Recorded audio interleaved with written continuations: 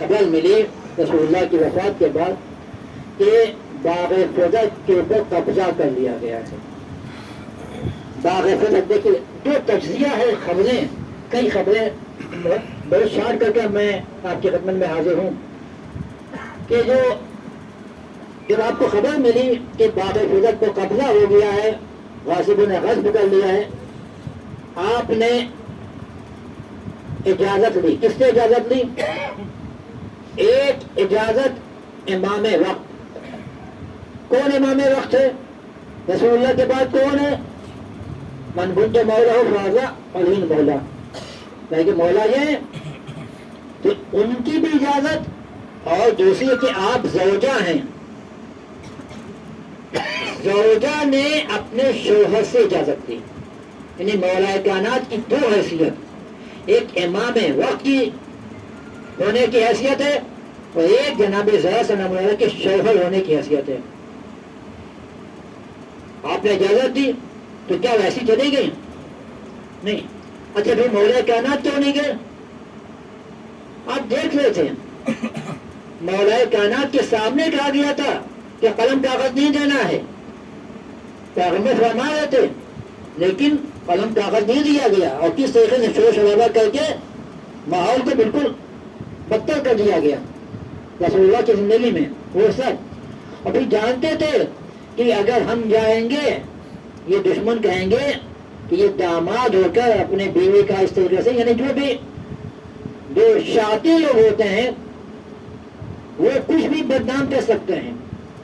شاطروں سے اور جو جھوٹ بولنے میں ماہر ہیں ان سے کچھ بھی بعید نہیں ہے، کچھ بھی بول سکتے ہیں، الزام لگا سکتے ہیں، تہمت لگا سکتے ہیں، بہتان لگا سکتے ہیں، پروپیگنڈا کر سکتے ہیں.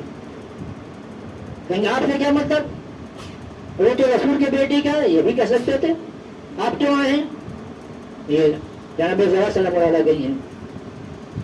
آپ نے اپنے خاندان فیملی کے خواتین کو اور خادمہ کو اپنے ساتھ لیا. امام حسین السلام کے بارے میں تک وہ بھی گئے. آپ نے خطبہ دیا، وَأَشْهَدُ أَن لَا إِلَٰهَ إِلَّا اللَّهُ وَحْدَهُ لَا شَرِيكَ لَهُ، میں گواہی دیتا ہوں کہ اللہ کے علاوہ کوئی معبود نہیں ہے اور محمد اللہ کے رسول ہیں. خطبہ پڑھیے، خطبہ فجر کو پڑھیے، اس میں کیا کیا پیغام ہے.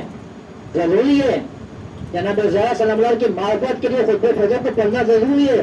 اسلام کی معرفت کے لیے، شیعت کی معرفت کے لیے، اہل بیت کی معرفت کے لیے، جناب زہرا صلی اللہ علیہ کی شجاعت کے لیے اس خطبے کی معرفت ضروری ہے، لیکن جملے کے پر توجہ دینا ضروری ہے. وَأَشْهَدُ أَن لَا إِلَٰهَ إِلَّا اللَّهُ وَحْدَهُ لَا شَرِيكَ لَهُ وَأَشْهَدُ أَنَّ مُحَمَّدًا عَبْدُهُ وَرَسُولُهُ، میں گواہی دیتی ہوں کہ اللہ کے علاوہ کوئی معبود نہیں ہے اور محمد اللہ کے رسول ہے. اللہ کی حمد و ثنا کرنی ہے. تو یہ بھی فرما رہے کہ میں اس خدا کا شکر ادا کرتی ہوں، اس نے ہمارے پر نعمتیں فراوان نعمتیں نازل فرمائی ہیں، الہام اور وحی کو نازل فرمایا ہے، خطبہ دیا ہے. اور اس کے بعد آگے بڑھتے ہوئے کہ آپ فرماتی ہیں کہ اللہ نے جو ہمیں عطا فرمایا ہے میں اس پر فخر کرتی ہوں، یہ ہماری شرف کی بات ہے. پھر آپ نے ایک جگہ یہ بھی فرمایا کہ جب کہا گیا کہ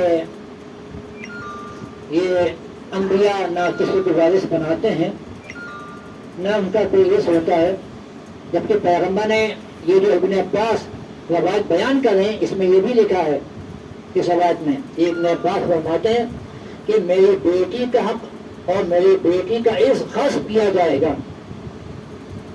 اس کا مطلب کہ جب فرمائے کہ میری بیٹی کی وراثت کو غصب کیا جائے گا، وراثت کو غصب کیا جائے گا، اس کا مطلب کہ پیغمبر نے وراثت چھوڑی اور اپنی بیٹی کو دی. ثابت ہوا جب کچھ فرمانے کہ ان کے وراثت کو غصب کیا جائے گا، پیشن گوئی ہے. یہ جب ہوا تو آپ نے فرمایا کہ مجھے باغ بدر مجھے دیا گیا ہے، لیکن انکار کیا گیا. اور اتنے مجمع میں جانا کوئی معمولی بات ہے؟ رسول کی بیٹی رسول کی بیٹی مجمع میں جائے اور پھر جھٹلا دی جائے، توہین کی جائے، کھڑی ہوئی ہیں، لوگ بیٹھے ہوئے ہیں، اب ہوگی کتنے ستباد آپ نے برداشت کیے ہیں. اور پھر اگر کوئی ملعون کہہ دے کہ ان کی تبھی موت ہوئی، کتنا بڑا ملعون ہے وہ، لعنتی ہے وہ.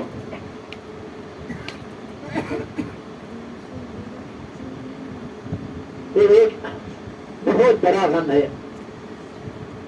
جناب صلی اللہ علیہ وسلم نے فرمایا خطبے میں ایک جملہ جو بھی ہے، ظالم کو خطاب کر کے فرما لیے، تم مانتے ہو کہ اگر کوئی مسلمان کافر ہو جائے تو وراثت میں اس کا حصہ نہیں ملتا ہے.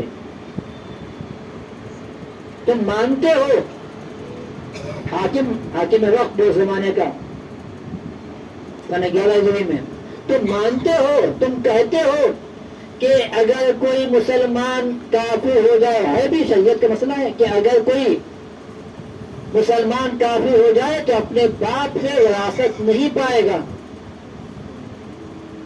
کیا تم ہمیں مسلمان بھی نہیں مانتے؟ کیا تم ہمیں مسلمان بھی نہیں مانتے؟